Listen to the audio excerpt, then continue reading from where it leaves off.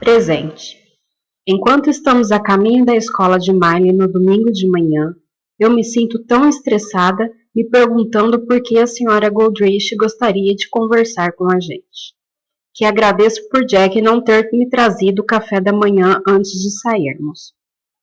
Ele também não me deu nada para comer ontem. Estou sem comer desde o almoço de sexta. Não sei por que ele está agindo assim, mas é provável que esteja porque Esther comeu a sobremesa comigo, o que ele considera uma trapaça. Jack sabia que eu não conseguiria comê-la depois de falar do quarto de Miley. No mundo doentio que Jack criou para mim, eu não tenho permissão para desperdiçar comida, entre outras coisas. Meu coração começa a bater mais forte assim que somos levados ao escritório da senhora Goldrich. Especialmente quando Janice se senta ao nosso lado. O semblante dela é sério.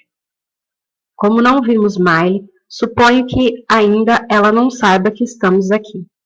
No fim das contas, não havia motivos de preocupação. Elas só queriam nos dizer que Miley anda com dificuldades para dormir, o que a deixa irritada durante o dia. Por isso, o médico da escola havia receitado um calmante para ela tomar antes de se deitar. Vocês estão falando de remédio para dormir? Pergunto. Sim, respondeu a senhora Goldrich. Medicamentos para ser administrado quando ela precisar, com a permissão de vocês, é claro. Eu não vejo problema algum. E você, querida? Pergunta Jack, virando-se para mim. Se é para o bem de Miley, tudo bem. Eu também não vejo problema algum. Se o médico acha necessário, falo devagar. Só não queria que ela ficasse dependente de remédios para dormir. Ele não receitou nada muito forte, certo? Questiona Jack. Não, de forma alguma. São todos remédios sem receita. A senhora Goldrich abre uma pasta sobre a mesa, pega uma folha e a entrega a Jack. Obrigado, vou anotar o nome. Se a senhora não se importar, é claro. Na verdade, dei um comprimido para Miley ontem à noite, porque ela parecia bastante agitada. Avisa Janice enquanto Jack digita o nome do remédio no telefone. Espero que não seja um problema. Claro que não, respondo tranquilizando-a. Você já tem a minha autorização por escrito para tomar qualquer medida necessária na minha ausência. Mas o que gostaríamos de saber, continuou a senhora Goldrich, é se existe algum motivo para Miley estar com dificuldades para dormir. Foi tão repentino? Ela faz uma pausa com delicadeza. Ela parecia ansiosa ou infeliz quando vocês visitaram na semana passada? Jack balança a cabeça. Parecia a Miley de sempre. Eu também tive essa impressão, embora ela tenha ficado um pouco chateada porque a gente não foi almoçar no hotel, acrescento. Por algum motivo, aquele é o restaurante preferido dela. Ainda que Jack e eu gostemos mais do que fica perto do lago, mas ela acabou de se divertindo. A senhora Goldrich e Janice se entreolharam. A gente se perguntou se não seria porque ela ainda não viu a casa, sugere ela. Eu duvido, digo rapidamente. Quero dizer, Miley entende que a gente prefere que ela só veja a casa quando estiver terminada, e não coberta com lonas e escadas. Ela falou alguma coisa sobre isso com você, querido? Absolutamente nada, afirma Jack. Mas se foi isso que está a incomodando, eu ficaria mais do que feliz em levá-la para ver a casa assim que o quarto dela estiver terminado.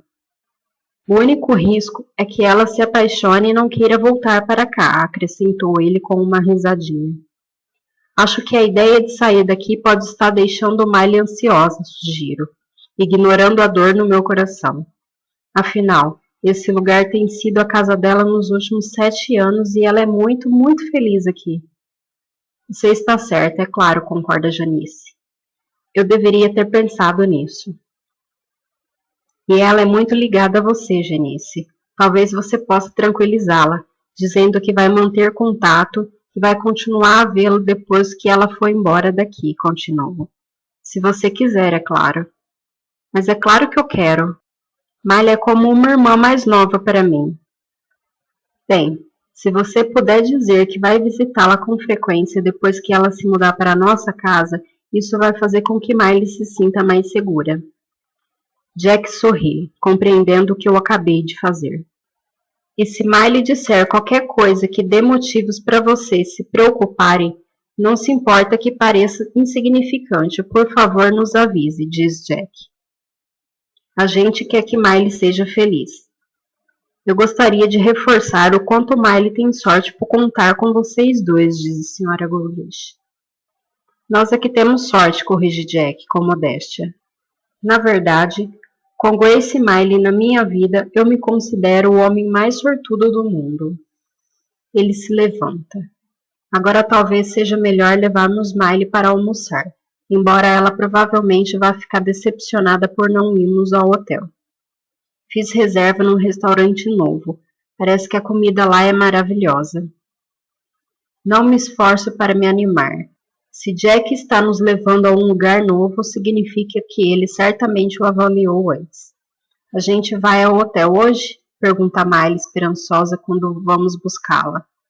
Na verdade, tem um restaurante novo onde quero levar vocês, explica Jack. Eu prefiro hotel, continua Miley. Outro dia, vamos logo. Miley parece abatida no caminho para o carro, evidenciando sua frustração por não irmos ao hotel. Consigo apertar a mão dela ao entrarmos no carro, fazendo-a entender que precisa ter cuidado, e ela se esforça para melhorar um pouco o ânimo. Durante o almoço, Jack pergunta a Miley por que ela está tendo dificuldades para dormir. E ela explica que tem ouvido moscas zumbindo em sua mente. Ele continua falando, querendo saber se o remédio que Janice tinha lhe dado na noite anterior havia ajudado, e Miley diz que sim, que tinha dormido bem, feito um bebê. Jack conta que permitimos que ela continuasse tomando os remédios sempre que necessário. Miley pergunta se Molly já voltou.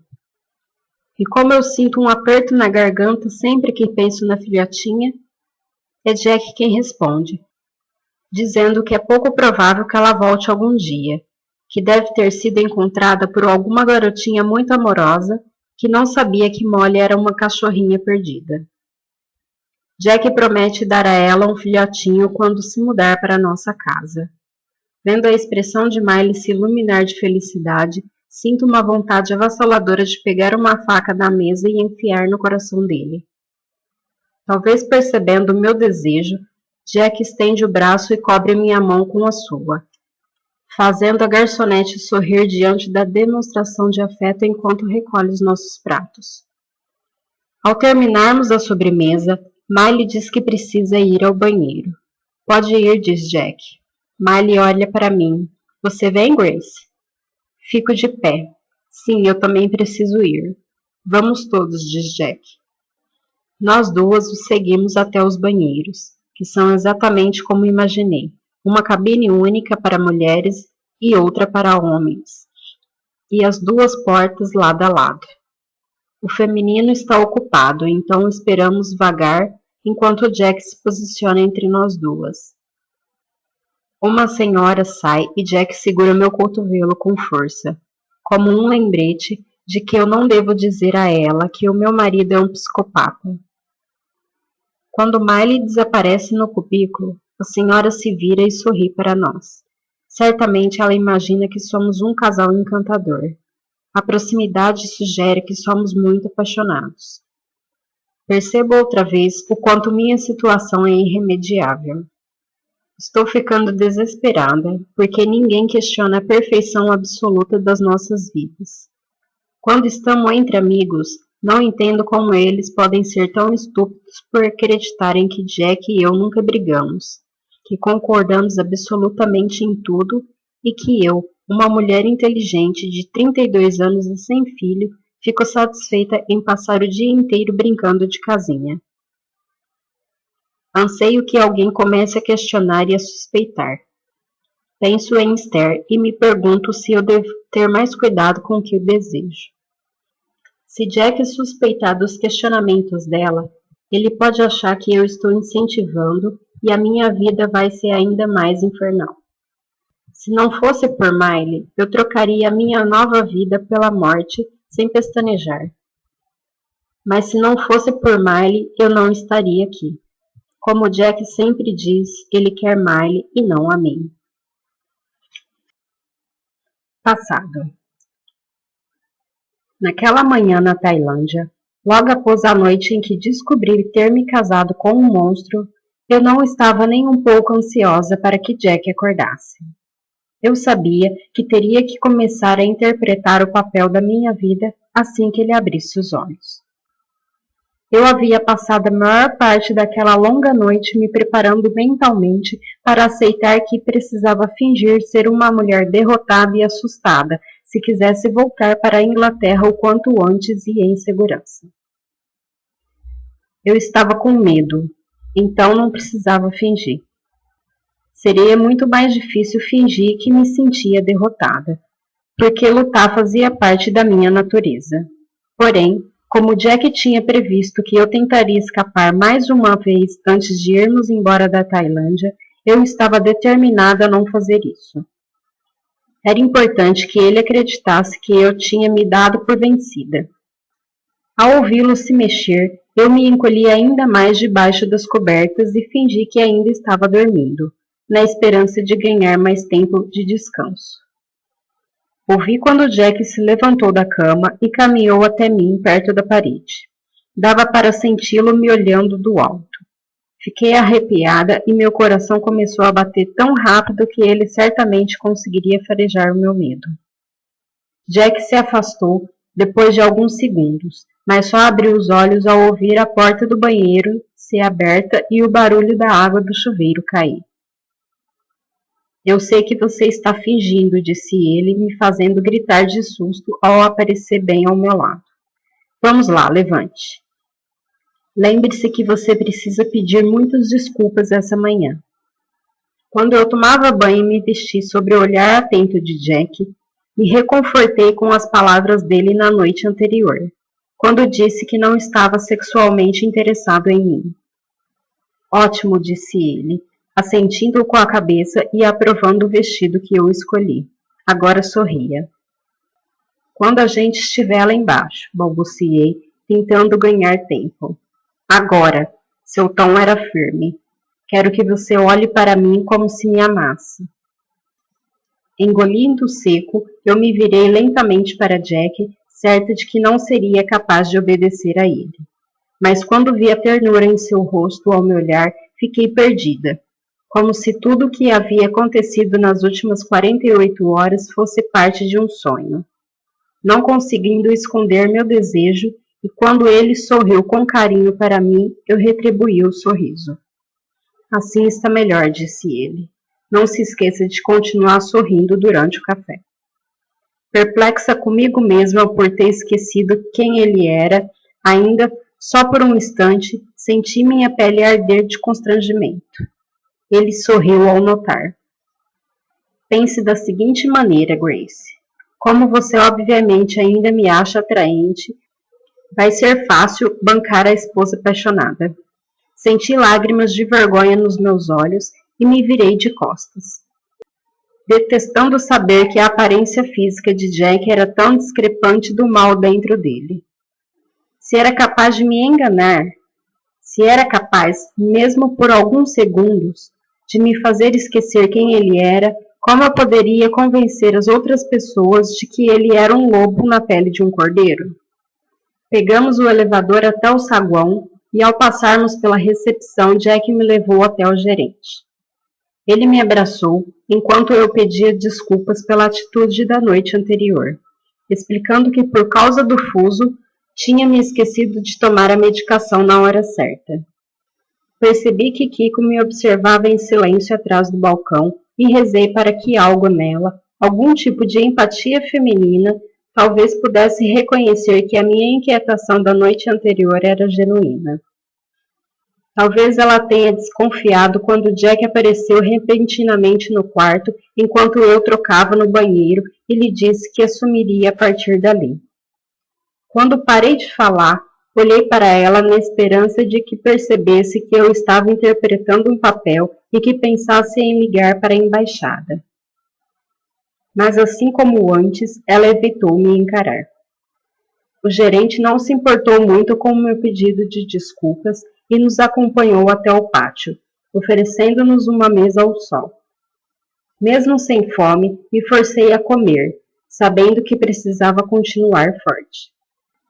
Enquanto comíamos, Jack conversava comigo, me contando, para que as pessoas sentadas mesas próximas escutassem tudo o que faríamos naquele dia. Na verdade, não fizemos nada daquilo. Assim que terminamos a refeição, fomos até o hotel 5 estrelas que vi ao passar de táxi no dia anterior. E depois de tirar várias fotos minhas diante da entrada, e eu me lembrava de momentos felizes com Miley para estampar um sorriso no rosto, Jack me levou de volta ao nosso quarto. Eu gostaria de ligar para Miley, falei quando ele fechou a porta. Você poderia me dar o telefone, por favor? Jack balançou a cabeça negativamente. Receio que não. Eu prometi a minha mãe que ligaria, insisti. Quero saber como Miley está. E eu quero que seus pais achem que a gente está se divertindo tanto na nossa lua de mel que você nem sequer pensou em Miley. Por favor, Jack. Eu odiava o tom de súplica na minha voz, mas estava desesperada para saber o estado de saúde da minha irmã e desejava muito ouvir a voz da minha mãe, para confirmar que o mundo que eu conhecia antes ainda existia. Não, eu odeio você, falei rangendo os dentes. É claro que odeia. Agora preste atenção. Eu vou sair por um tempo e você vai esperar na sacada para voltar para casa bem bronzeada. Por isso, certifique-se que você pegou tudo o que precisa, porque você não vai poder voltar para o quarto depois que eu sair. Levei um tempo para entender. Você não está pensando em me trancar na sacada, está? É isso mesmo. Por que eu não posso ficar no quarto? Porque eu não posso trancar você. Olhei para Jack sem acreditar. E se eu precisar ir ao banheiro? Você não vai poder, então sugiro que vá agora. Mas quanto tempo você vai ficar fora? 2 ou 3 horas, 4 talvez. E caso esteja pensando em gritar por socorro da sacada, eu aconselho a não fazer isso. Eu vou estar por perto, observando e escutando. Por isso, não faça nada idiota, Grace. Estou avisando. Senti um calafrio na espinha diante do tom dele, mas ainda assim, depois que Jack saiu, foi difícil não apoiar na sacada e gritar por socorro a plenos pulmões. Tentei imaginar o que aconteceria se eu agisse assim e concluí que, mesmo que as pessoas viessem correndo, Jack também reapareceria, pronto para contar uma história convincente sobre o meu estado mental. E precisaríamos de semanas para provar as minhas alegações, caso alguém decidisse investigar mais a fundo quando eu dissesse que eu era uma prisioneira e Jack um assassino.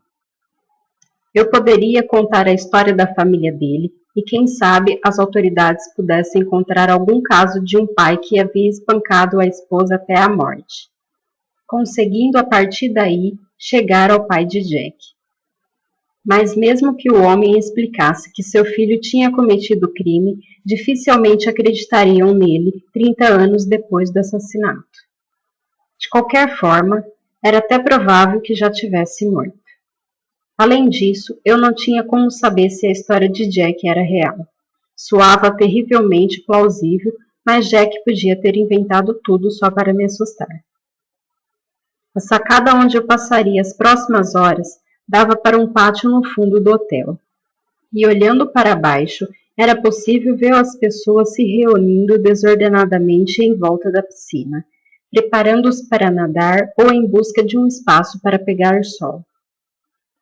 Ciente de que Jack podia estar me observando de qualquer lugar lá embaixo e me veria com mais facilidade do que eu o veria, me afastei da beirada. Havia 2 cadeiras de ripas de madeira na sacada, daquelas desconfortáveis que deixam marcas na parte de trás das costas quando se passa muito tempo sentada nelas. Havia também uma mesinha, mas nenhuma espreguiçadeira com colchonete, o que tornaria aquele momento mais desagradável. Por sorte, levei a toalha comigo e improvisei uma almofada para colocar em uma das cadeiras. Eu só tive tempo de pegar um biquíni, o bronzeador e os óculos escuros, mas não pensei em pegar um dos livros que havia levado para a viagem. Não que tivesse importância, eu sabia que não conseguiria me concentrar, mesmo se a história fosse envolvente. Após alguns minutos na sacada, eu já me sentia enjaulada, com mais ainda vontade de fugir.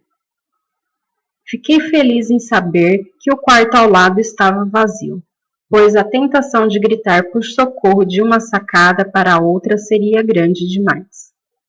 A semana seguinte foi uma tortura. Às vezes Jack me levava para tomar café da manhã no restaurante do hotel, outras vezes não. E ficou óbvio pela forma de que era tratado pelo gerente que ele era um hóspede regular dali.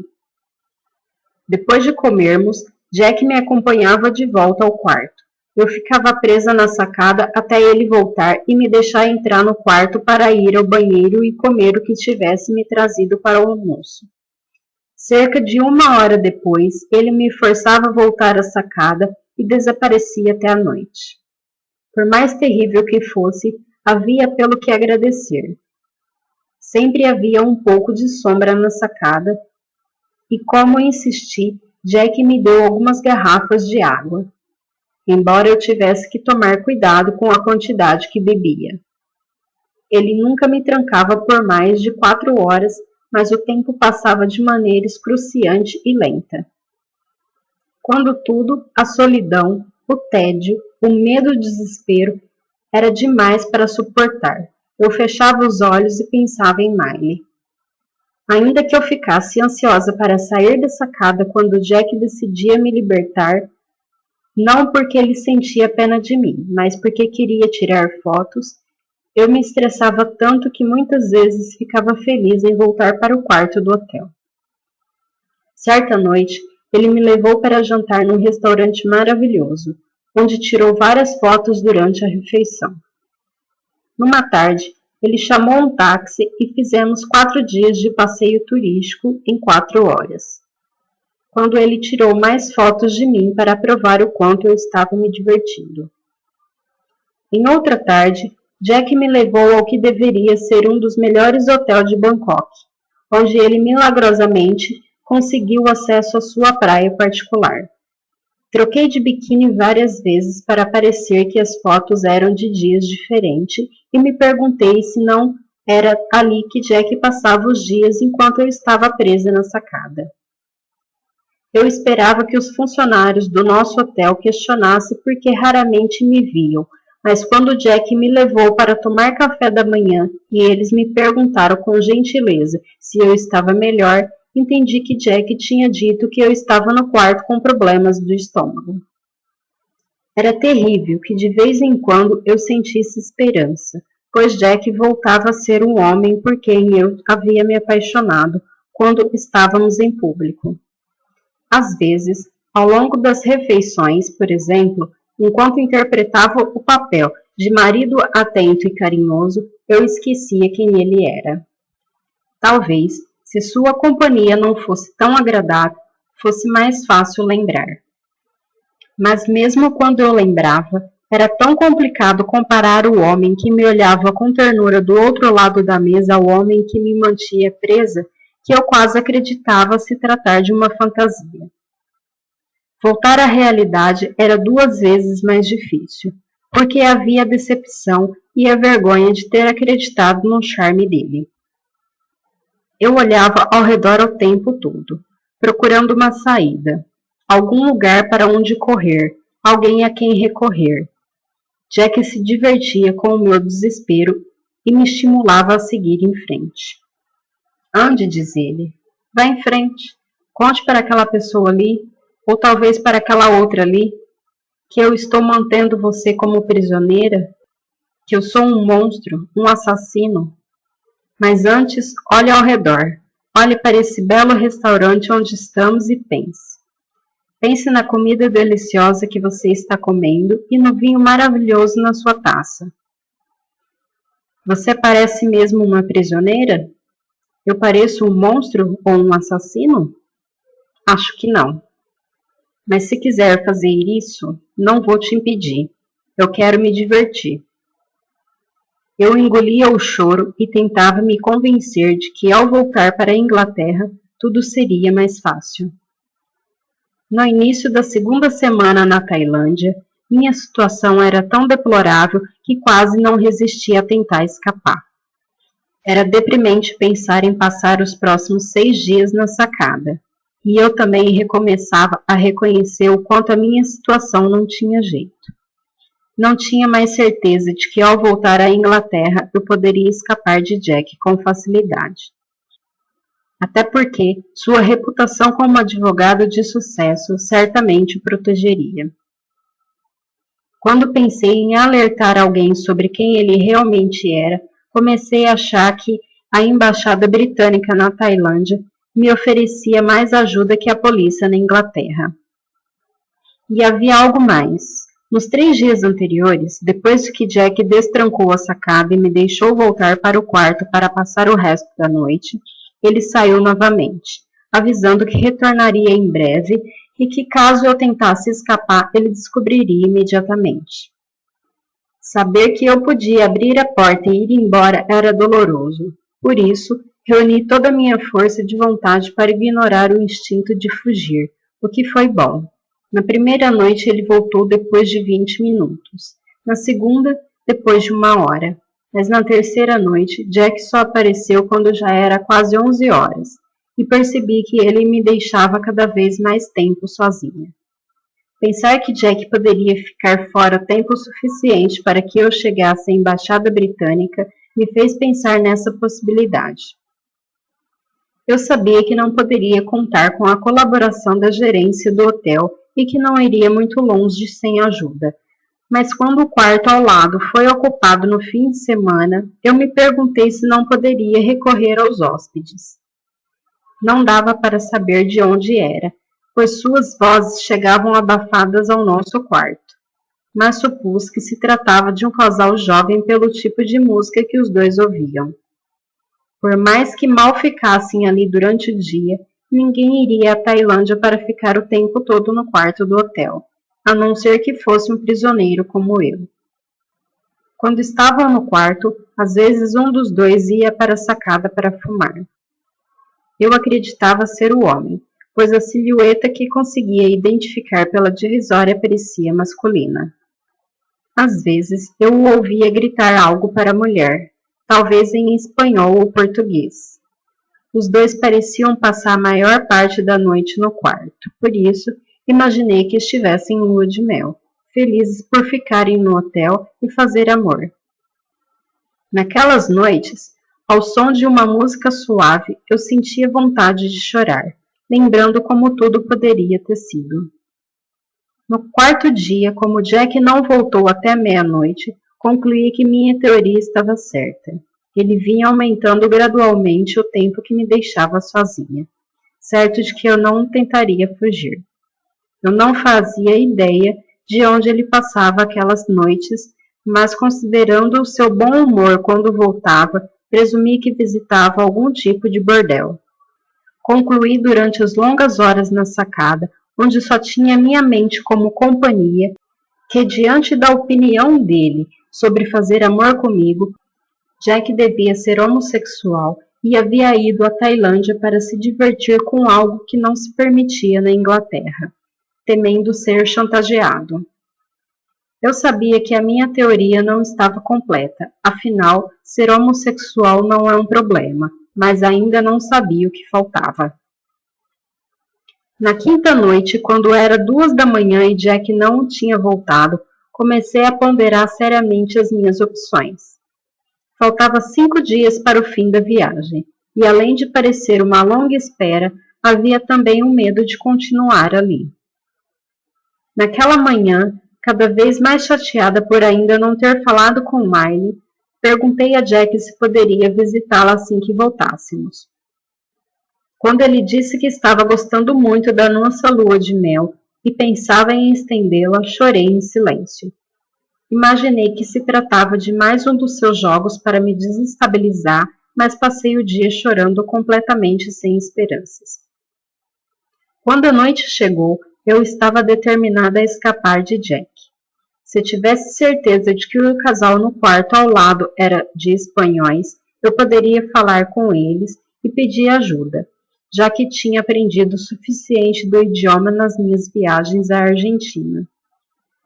O fato de ser um casal, haveria uma mulher com quem eu pudesse falar, também ajudou na minha decisão.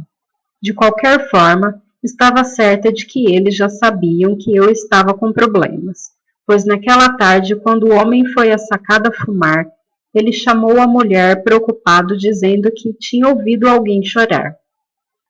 Com medo de que Jack pudesse vê-los tentando olhar a nossa sacada, abafei os meus soluços e fiquei mais imóvel possível para que achassem que eu tinha voltado para o quarto.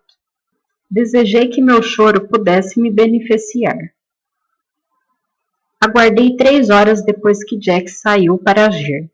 Já passava das 11 da noite, mas eu sabia que o casal ainda estava acordado, porque conseguia ouvi-los andando pelo quarto.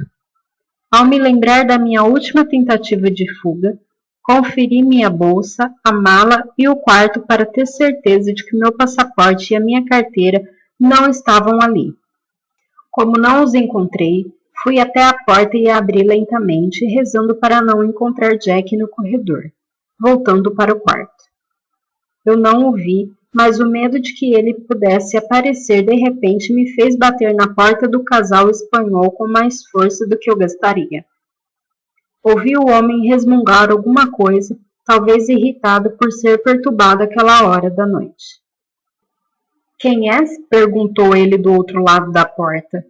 "Eu sou a vizinha. Vocês podem me ajudar, por favor?" "Que passa?" "Você pode abrir a porta, por favor?" O barulho inconfundível do elevador parando mais adiante no corredor me fez bater na porta mais uma vez. "Rápido!" gritei, com o coração palpitando. "Por favor, rápido!" Quando a tranca foi aberta, o som das portas do elevador se abrindo fez com que eu me jogasse dentro do quarto. Obrigada, balbuciei. As palavras me escaparam e eu olhei aterrorizada para Jack. "Na verdade, eu achava que você vinha antes", disse ele, rindo do choque estampado no meu rosto. "Comecei a achar que você estava sendo sincera, que tinha ouvido o meu aviso e não ia tentar escapar. Obviamente teria sido melhor para você, mas muito menos divertido para mim. Tenho que admitir que eu ficaria decepcionado se todo o meu trabalho fosse em vão. Perdi as forças e quando desabei no chão tremendo de choque, ele se agachou ao meu lado. Me deixa adivinhar", disse ele com a voz baixa. "Você achou que um casal de espanhóis estivesse hospedado neste quarto, não é? Mas só eu estou aqui. Se você pensasse bem, vai perceber que nunca ouviu a mulher responder, porque a voz vinha de um rádio. Você também não a viu na sacada, mas ainda assim acreditou que ela existia. É claro que você não sabia que eu fumava, porque eu tento não fazer disso um hábito, e nem que eu falava espanhol." Ele parou por um momento. "Eu também disse que seria burrice da sua parte tentar escapar outra vez antes de a gente ir embora da Tailândia", prosseguiu ele, baixando a voz até que virasse um sussurro. "Mas agora que você tentou, o que você acha que eu vou fazer?" "Faça o que quiser", solucei. "Eu não me importo mais." Palavras corajosas, mas tenho certeza de que não são sinceras. Por exemplo, tenho certeza de que você iria sofrer se eu decidisse matá-la, por isso significaria que nunca mais iria ver Miley. "Você não vai me matar", falei com mais confiança do que sentia. "Tem razão, não vou. Não ainda, pelo menos. Antes de mais nada, preciso que faça por Miley o que ela não consegue fazer por si mesma."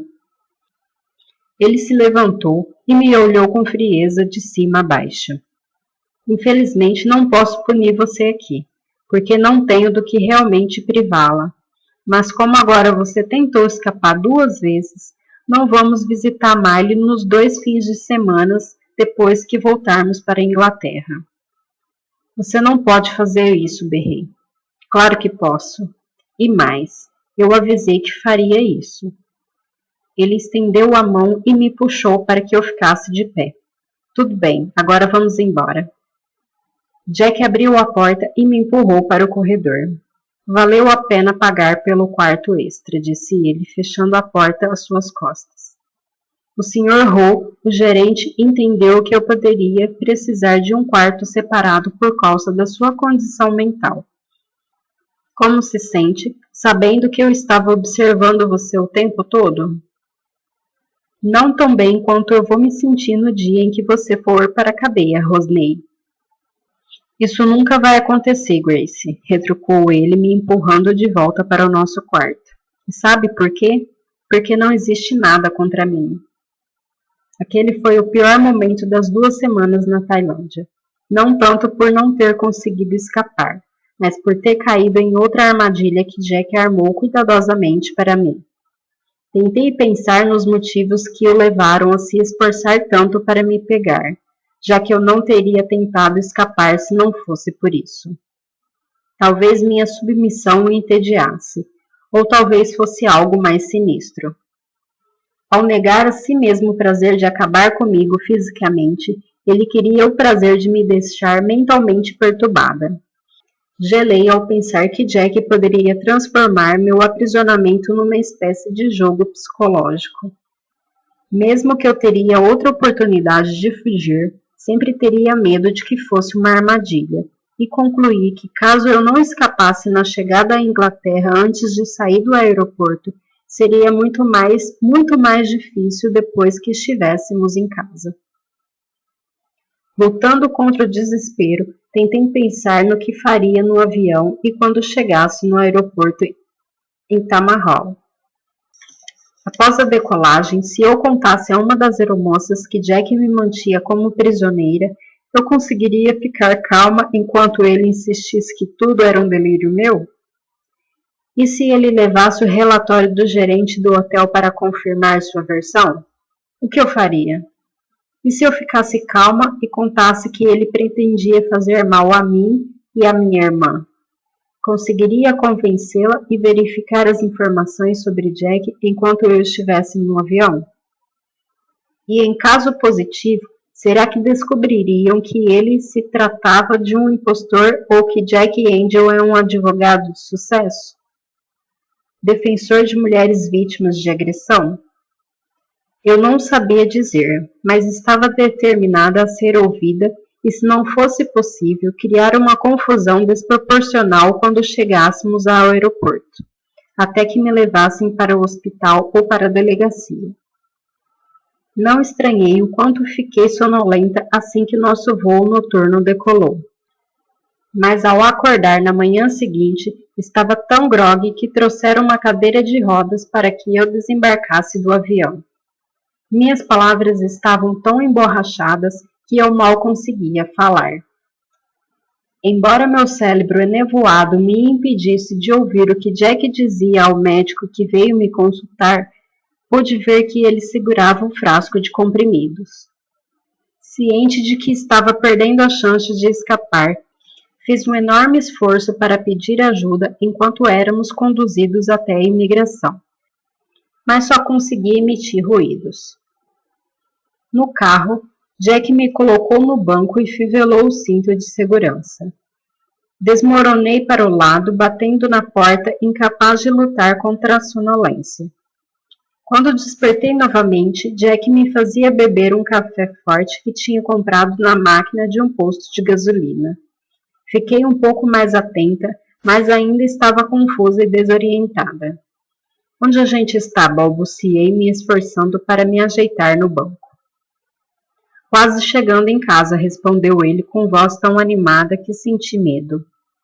Jack voltou para o carro e, enquanto fazíamos o trajeto, eu tentava descobrir onde estávamos, mas não conhecia o nome dos vilarejos pelos quais passávamos. Depois de quase meia hora, ele virou numa rua. Bem, aqui está, minha querida esposa, ele disse, parando o carro. Espero que goste. Paramos ao lado de enormes portões pretos. Um pouco mais à frente havia um portão preto único, com uma campainha na parede ao lado. Jack pegou um controle remoto no bolso, apertou um botão e os portões duplos se abriram. A casa que prometi a você como presente de casamento. Agora me diga o que achou. No início, achei que o que quer que ele tenha usado para me drogar agora estava me provocando alucinações.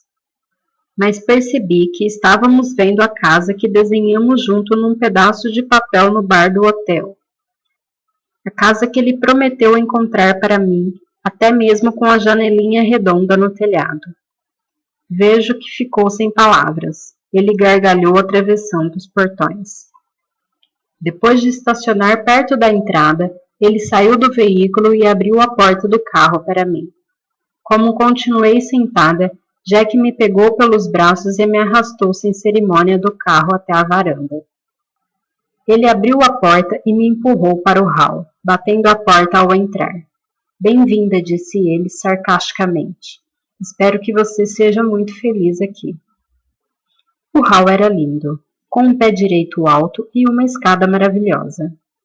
As portas à direita estavam fechadas, assim como as imensas portas duplas à esquerda. Eu sei que você quer conhecer tudo, continuou ele. Mas antes não gostaria de ver Molly? Encarei Jack. Molly? Sim, Molly. Não vai me dizer que você esqueceu dela.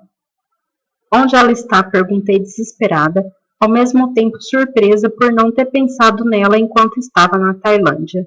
Onde Molly está? Na despensa. Jack abriu a porta à direita da escada e acendeu a luz lá embaixo.